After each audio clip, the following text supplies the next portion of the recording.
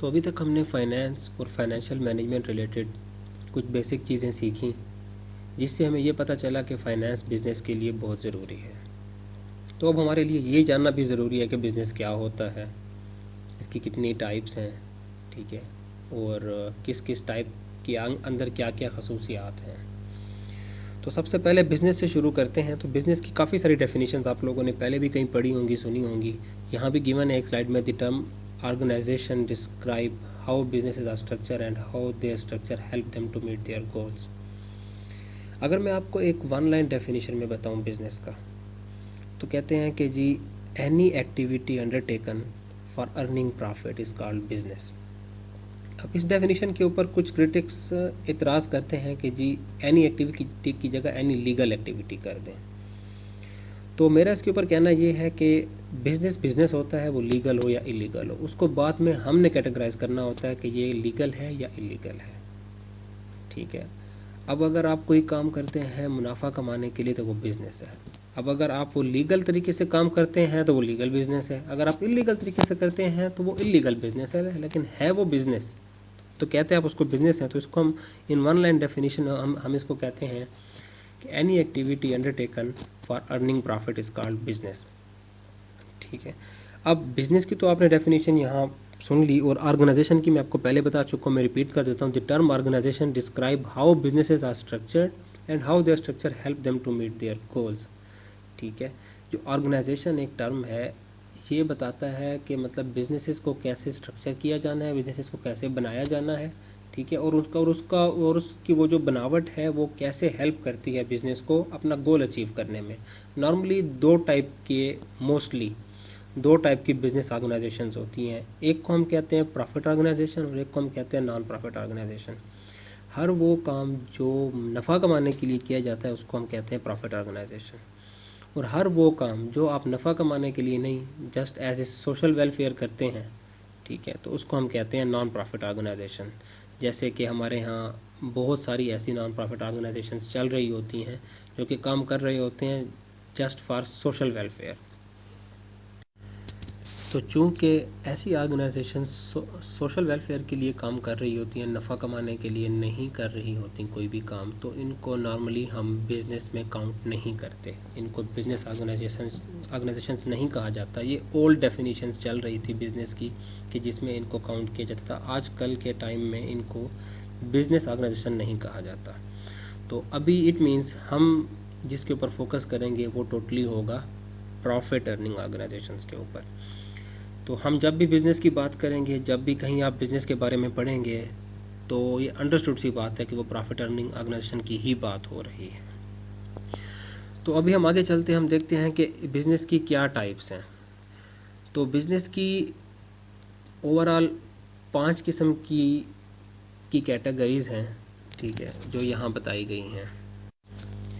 सबसे पहली कैटेगरी है सोल प्रोप्राइटर। सोल प्रोप्राइटर एक ऐसा बिजनेस होता है जिसका एक सिंगल ओनर होता है। एक ही बंदा अपनी इन्वेस्टमेंट से कोई छोटा मोटा बिजनेस शुरू कर लेता है। लाइक जैसे एक बंदे ने आज थोड़ी बहुत इन्वेस्टमेंट करके एक कोई डिपार्टमेंटल स्टोर खोल लिया, या कोई मैकेनिक की शॉप खोल ली, या कोई बिजनेस एक छोटी मोटी दुकान खोल ली, ठीक है, तो उसको कहते हैं सोल प्रोप्राइटर, जिसका एक ओनर होता है। ये सबसे आसान टाइप है बिजनेस की। इसको खोलना, इसको ऑपरेट करना आसान है। इसके लिए कोई लीगल फॉर्मेलिटी की ज़रूरत नहीं होती, कोई किसी से इजाज़तनामा नहीं लेना पड़ता, कोई एससीसीपी को आपको पहले रिक्वेस्ट नहीं भेजनी पड़ती। जस्ट आप जब चाहें, जस्ट आपको एक जगह चाहिए होती है। हाँ, ये आप कह सकते हैं कि वो जगह लीगल हो आपकी, जहाँ आप वो बिज़नेस कर रहे हैं, इलीगल ना हो, ठीक है।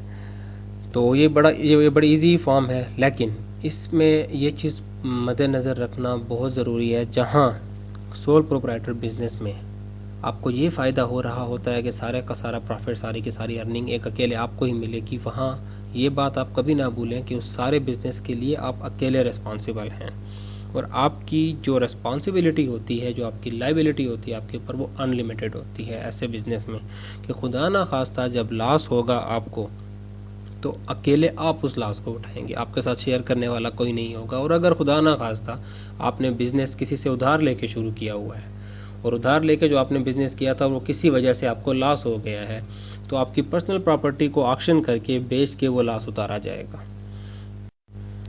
तो इस चीज़ को कवर करने के लिए एक नेक्स्ट फॉर्म बिजनेस की बनाएगी जिसे हम कहते हैं पार्टनरशिप। ठीक है, पार्टनरशिप बिजनेस की वो फॉर्म है जिसको अगर हम डिफाइन करें तो a partnership is a single business where 2 or more people share ownership. Each partner contribute to all aspects of business including money, property, labor or skill. In return, each partner shares in the profit and losses of the business. जैसे मैंने आपको बताया कि sole proprietor में आप अकेले सारा profit enjoy कर रहे होते हैं, लेकिन जो आपके ऊपर अनलिमिटेड लाइबिलिटी होती है उसको शेयर करने के लिए कि अगर इन केस ऑफ लॉस कोई बंदा आपके साथ ऐसा हो कि जो थोड़ा बहुत सहारा दे सके, ठीक है, तो लोग इस सूरत हाल में पार्टनरशिप की तरफ जाते हैं। इसमें आपको थोड़ा सा सफ़र तो ये करना पड़ता है कि जो भी आपकी कंपनी या जो भी आपका बिजनेस प्रॉफिट कमाएगा वो तमाम पार्टनर्स पे डिवाइड होता है अकॉर्डिंग टू देयर इन्वेस्टमेंट। ठीक है, अगर दोनों ने इक्वल इन्वेस्टमेंट की है तो दोनों में इक्वल प्रॉफिट डिस्ट्रीब्यूट होगा। अगर दोनों ने प्रोपोर्शनल की है, मतलब एक ने 60% की है, एक ने 40% की है, या दो से ज़्यादा पार्टनर हैं, एक ने 40% की है, एक ने 30% की है, एक ने 30% की है, तो उसी प्रोपोर्शन से आपका प्रॉफिट भी डिवाइड हो जाता है और उसी ही प्रोपोर्शन से लॉसेस भी डिवाइड होते हैं। लेकिन बात यहाँ पे आपने ये रखनी है कि इस पार्टनरशिप की जो लायबिलिटी थी वो भी अनलिमिटेड ही थी पहले, अभी ऐसा नहीं है।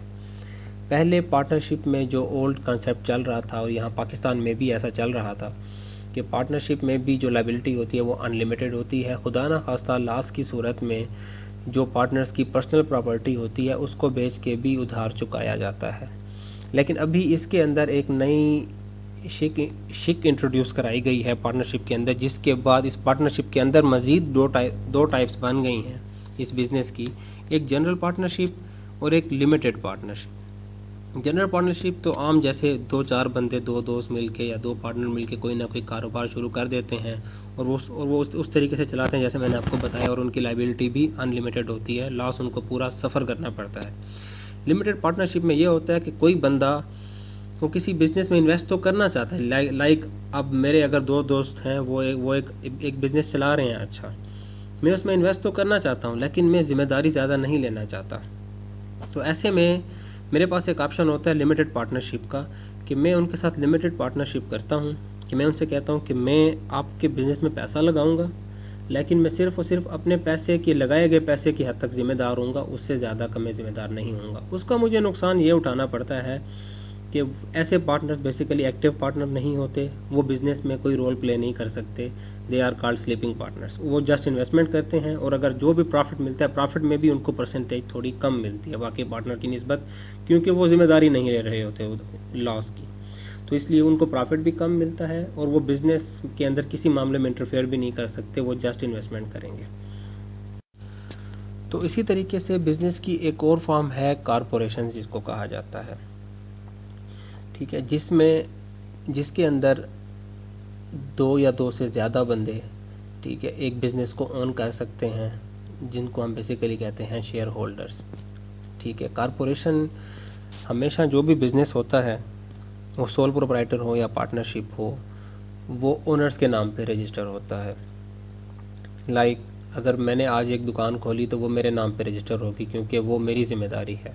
अगर पार्टनरशिप है तो उसके अंदर तमाम पार्टनर का नाम लिखा जाता है। कारपोरेशन में सबसे बड़ा फ़ायदा आपको ये होता है कि ये बिज़नेस के ही नाम पे रजिस्टर होता है। ये बिज़नेस एक अलग से एक ऑटोनमस बॉडी बन जाती है, एक लीगल इसकी पहचान बन जाती है, एक लीगल एंटिटी होती है। ठीक है, मतलब एक बिज़नेस का एक अलग से नाम होता है, एक पहचान होता है और वही बिज़नेस फिर आगे शेयर होल्डर्स को लेके चलता है। तो इसमें सबसे बड़ा फ़ायदा आपको ये होता है कि इसमें आपकी जो लायबिलिटी है वो लिमिटेड होती है up to your investment only. तो इसकी डेफिनेशन देखते हैं। Corporation sometime referred as C corporation, बहुत जगह इसको सी कारपोरेशन भी कहा जाता है, is an independent legal entity owned by share holders. This means that the corporation itself, not the share holders who own it, is held legally liable for the actions and debts of the business occur. इसका मतलब यही है कि कोई भी काम करेगी corporation, चाहे वो प्रॉफिटेबल जा रहा है या लॉस में जा रहा है, उसमें जिम्मेदार वो कारपोरेशन होगी, उसके शेयर होल्डर नहीं होंगे। मतलब अब अगर कोई कंपनी है, उसके 1.5 लाख शेयर होल्डर्स हैं, जिनमें से मैं भी एक हूँ, और मैंने 50,000 के शेयर्स लिए हुए हैं, खुदा ना खास्ता जैसे वो 27 दिसंबर का वाक़या हुआ और कंपनी डिफ़ॉल्ट कर गई, उसके अंदर मेरी 50,000 की इन्वेस्टमेंट थी, तो मेरे सिर्फ वो 50,000 डूबेंगे। कोई आके मेरे घर को, मेरी गाड़ी को, मेरी किसी चीज़ को नीलाम करके उस कंपनी के कर्जे नहीं उतारेगा, बल्कि वो जो कंपनी के एसेट्स होंगे जो कि कंपनी के नाम पे होंगे वो बेचे जाएंगे, ओनर्स को कोई नहीं छेड़ेगा। ठीक है, तो मतलब यही सबसे बड़ा फ़ायदा होता है एक कारपोरेशन का। तो इसको हम इन वन लाइनर डेफिनेशन में हम कह सकते हैं कि corporation is a legal entity that function separate और अपार्ट फ्रॉम इट्स ओनर्स। ठीक है, अब कारपोरेशन के जहाँ फ़ायदे हैं वहाँ नुकसानात भी हैं। पहली चीज़ कि ये कि इसका स्ट्रक्चर काफ़ी कम्प्लेक्स होता है। ठीक है, और अगर आपने कोई कारपोरेशन बनानी है तो उसके लिए बाकायदा एक लीगल फॉर्मेलिटीज़ हैं, आपको वो पूरी करनी पड़ती हैं, एसईसीपी से परमिशन लेना पड़ती है।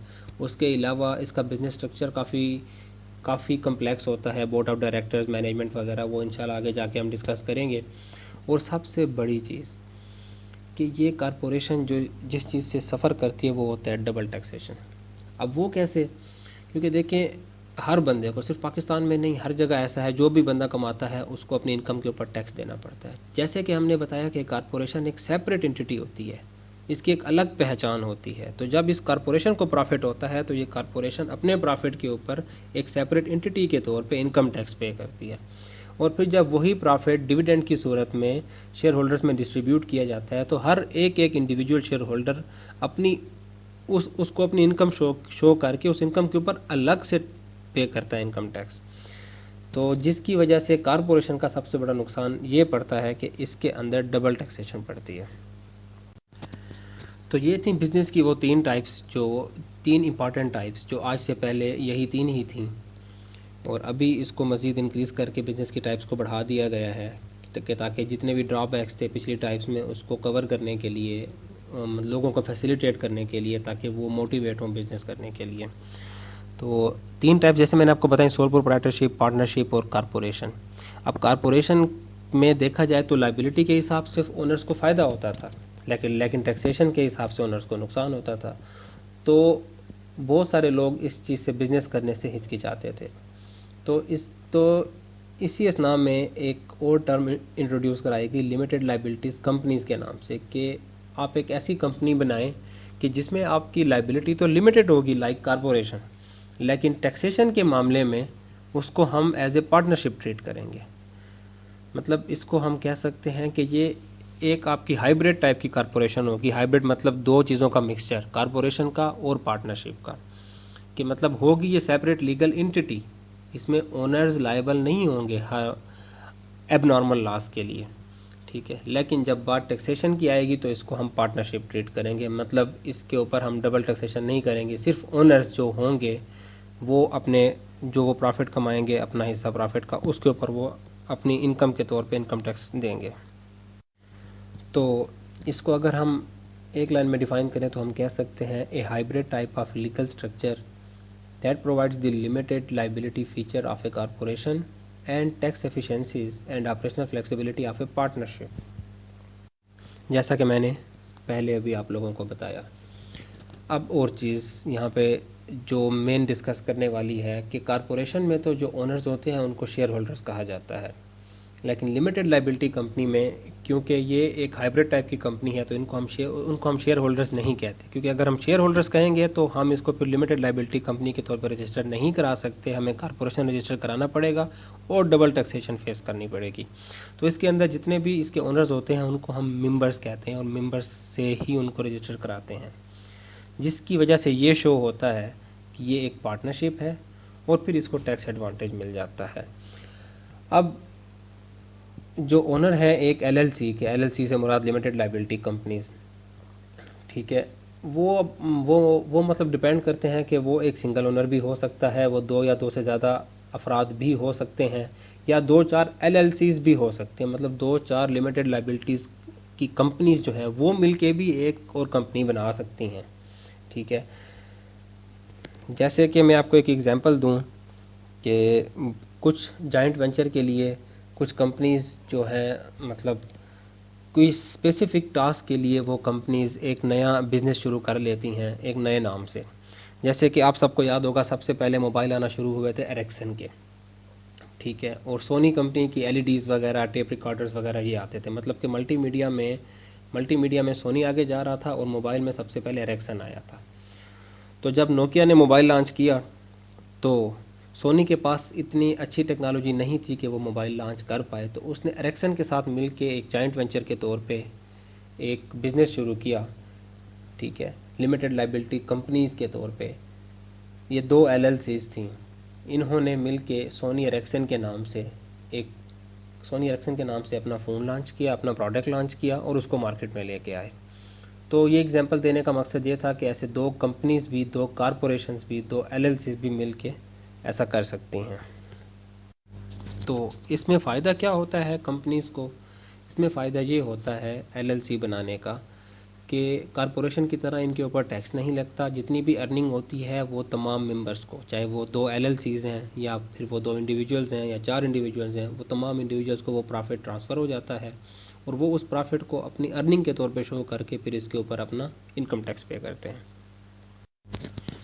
तो आखिरी टाइप बिज़नेस की, जो कि बेसिकली एलएलसी से पहले इंट्रोड्यूस कराई गई थी, मैंने इसको जानबूझ के लास्ट पे रखा कि ताकि आप लोगों को मैं इजीली समझा सकूं। कॉरपोरेशन के बाद बेसिकली जो पहले इंट्रोड्यूस कराई गई थी वो एस कॉरपोरेशन, क्योंकि कॉरपोरेशन को हम कहते थे सी कॉरपोरेशन। ठीक है, तो उसके अंदर जो ड्रॉबैक्स थे टैक्सेशन वाले, उसको कवर अप करने के लिए एक नई बिजनेस फॉर्म इंट्रोड्यूस कराई गई थी एस कॉरपोरेशन के नाम से। ठीक है, जिसको हम अभी एलएलसी भी कहते हैं, इसको आप एलएलसी ही कह सकते हैं बल्कि। ठीक है, इसमें वही सारा कुछ है कि मतलब कि लिमिटेड लाइबिलिटी होती है, लेकिन टैक्स के तो की बिना पे, मतलब वो टैक्स के लिए इसको पार्टनरशिप ट्रीट किया जाता है। लेकिन इसमें और एलएलसी में जो मेन डिफरेंस है, मतलब जो इसमें एक ड्रॉबैक था जिसके बाद एलएलसीज लेके आई गई मार्केट में, एलएलसी की एक नई टर्म लेके आई गई, वो ये था कि इस कॉरपोरेशन में सिर्फ और सिर्फ जो इंडिविजुअल्स थे ना, ठीक है, वो मिल के बिजनेस कर सकते थे, वो एक कॉरपोरेशन बना सकते थे, कंपनी बना सकते थे, दो कंपनीज नहीं बना सकती थी। तो इस ड्रॉबैक को कवर करने के लिए उन्होंने फिर एस कॉरपोरेशन को मज़ीद इसमें इम्प्रूवमेंट ला के और एलएलसीज के नाम से फिर एक नई टर्म बिजनेस की इंट्रोड्यूस कराई, जो कि मैं आपको पहले ही बता चुका हूँ कि बाद में मतलब कोई कंपनीज भी आपस में मिलके कोई जॉइंट वेंचर के तौर पे कोई काम कर सकती हैं, जैसे मैंने आपको अभी सोनी एरिक्सन की एग्जांपल दी। ये सारा लेक्चर डिस्कस करने के बाद हम दोबारा अपने बेसिक पॉइंट पे आते हैं कि फ़ाइनेंस फॉर कंप्यूटर साइंस, कि हम कंप्यूटर साइंस में फ़ाइनेंस क्यों स्टडी कर रहे हैं। जैसा कि मैंने आपको शुरू में बताया था कि मैं इस लेक्चर के एंड पे आपको एग्जांपल दे के समझाऊंगा कि हम लोग फ़ाइनेंस कंप्यूटर साइंस में क्यों पढ़ रहे हैं और उसका कंप्यूटर साइंस से क्या लेना देना है। तो ये एग्जांपल आपकी कोर्स बुक में सबसे पहले पेज पे गिवन है, एप्पल इनकॉर्पोरेशन की एग्जांपल। ठीक है, अगर आप लोग इसको रीड करें तो आपको अब इजीली समझ आ जाएगा कि कंप्यूटर साइंस में भी फाइनेंस की कितनी इंपॉर्टेंस है। मैं आपको कटिंग शॉट थोड़ा सा बता देता हूँ कि एप्पल इनकॉर्पोरेशन ने जो अपना पहला कंप्यूटर बनाया था वो 1970 में, फिर उसके बाद उसको थोड़ी फिर उसके बाद रीइन्वेंट किया उसको 1980 में। तब तक इस कंपनी का फाइनेंस से कोई लेना देना नहीं था, ये प्योरली एक साइंटिफिक कंपनी थी जिसका काम सिर्फ और सिर्फ नई इन्वेंशंस के ऊपर काम करना था और नए कंप्यूटर्स के ऊपर काम करना था, नई चिप्स के ऊपर। इसी तरीके से काम करते करते 1997 में आके ये कंपनी बिल्कुल अपने करियर के एंड पे आके खड़ी हो गई। मतलब इतना शॉर्ट करियर किसी कंपनी का कि वो कंपनी 1970 से शुरू हो और 1997 पे आके उसके कस्टमर लूज़ हो जाएं, वो कस्टमर की, यूज़र की अट्रैक्शन ना ग्रैब कर पाए। तो इन चीज़ों के ऊपर जब उसके सीईओ की नज़र गई तो उसने इन चीज़ों के ऊपर काम करना शुरू किया। तो मार्केट सर्वे से उसको पता चलता गया कि अब आहिस्ता आहिस्ता दिन ब दिन यूज़र की रिक्वायरमेंट चेंज होती जा रही है। तो आहिस्ता आहिस्ता 2001-2 में आके उसने आईपॉड और आईट्यून्स वगैरह इस किस्म की एप्लीकेशंस इंट्रोड्यूस कराई। 2004-5 में आके उसने आईफोन इंट्रोड्यूस कराना शुरू कर दिए। फिर उसके बाद आईफोन के अंदर फिर उसने मज़ीद सेफ्टी सिक्योरिटी के फैक्टर को प्रोमोट किया, लोगों की ख्वाहिशात के मद्देनज़र, लोगों के मसले मसाइल को देखते हुए। फिर उसके बाद करंट मार्केट ट्रेंड को देखते हुए उसने आईफोन के अंदर मॉडिफिकेशन शुरू कर दी, 2011 में उसने पहला अपना 4S आईफोन 4S जब लॉन्च किया तो उसने रिकॉर्ड सेल की। आज तक इतना सेल रिकॉर्ड किसी का नहीं है कि एक ही हफ्ते में 4 मिलियन फ़ोन सेल हुए आफ्टर द लॉन्च। और फिर इसके बाद एक और रिकॉर्ड भी अपने सर लिया एप्पल इनकॉर्पोरेशन ने। 2012 में एप्पल स्टोर की ऐप 25 बिलियन लोगों ने डाउनलोड की, और ये भी आज तक का वर्ल्ड रिकॉर्ड है। तो ये सारा कुछ एप्पल ने कैसे किया? जो कंपनी 1997 में डिफ़ॉल्टर पॉइंट पे पहुंची हुई थी, वो 2012 में इतनी सक्सेसफुल कैसे हो गई? तो इसका जवाब जो सीईओ हैं एप्पल के, वो ये देते हैं कि उन्होंने कस्टमर की नीड्स को आइडेंटिफाई किया और एक अच्छी फाइनेंशियल मैनेजमेंट की, जिसके नतीजे में उनको ये इस चीज़ का सिला मिला। क्योंकि जैसा कि हम जानते हैं कि एक अच्छी फाइनेंशियल मैनेजमेंट से ही कस्टमर की या शेयर होल्डर की वेल्थ मैक्सिमाइज़ होती है। उनकी यही अच्छी मैनेजमेंट देख के जब उनके कस्टमर बढ़ना शुरू हो गए, तो ऑटोमेटिकली जो शेयर होल्डर्स थे एप्पल इनकॉर्पोरेशन की, उनकी वेल्थ मैक्सिमाइज़ होना शुरू हो गई।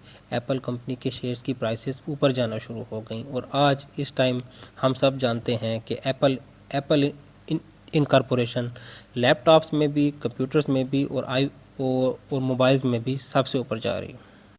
हालांकि देखा जाए ये तो एक टोटली साइंटिफिक ऑर्गेनाइजेशन है जिसका फाइनेंस से या प्रॉफिट से कोई लेना देना नहीं होना चाहिए, लेकिन उनको फाइनेंस को मद्देनज़र रखना पड़ा। अपनी कंपनी के सर्वाइवल के लिए भी उनको फाइनेंस को मद्देनज़र रखना पड़ा।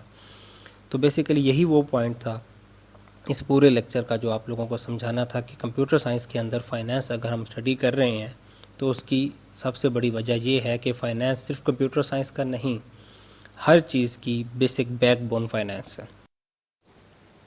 तो इसके साथ ही हमारे आज के लेक्चर का अख्तिताम होता है। एक दफ़ा थोड़ी सी रिवीजन कर लेते हैं कि आज के दिन आप लोगों ने सीखा कि फ़ाइनेंस क्या है। ये इकनॉमिक्स की एक शाख है। फाइनेंस गोल ओरिएंटेड होता है। कंपनी का गोल होता है वेल्थ मैक्सिमाइज़ करना शेयर होल्डर्स की। फाइनेंस के 7 प्रिंसिपल्स हैं जो कि आपको ये बताते हैं कि आपके प्रोजेक्ट की कहाँ कहाँ वीकनेस है। उसके कुछ नॉन फाइनेंशियल एलिमेंट्स भी हैं, एथिक्स और ट्रस्ट। उसके बाद हमने ये देखा कि फ़ाइनेंस बिज़नेस के लिए क्यों ज़रूरी है।